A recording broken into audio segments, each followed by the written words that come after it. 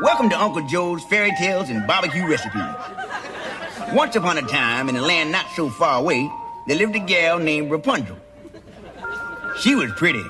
I mean, she was fine. But her daddy didn't want any of the young men to mess with her. You know what I mean.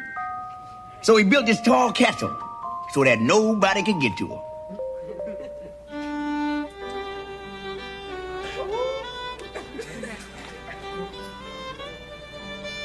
Rapunzel, Rapunzel, there is no maiden fairer than thee.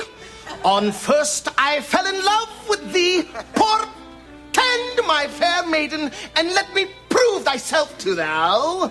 If only I was a bird and could fly up to thee, but that my heart could soar on wings of love for thee, fair maiden, Rapunzel.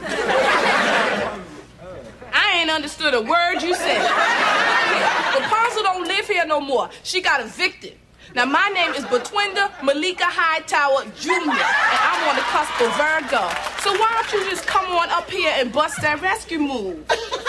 Look here, baby. Throw down those curly locks, and I'll climb on up, and we'll get busy.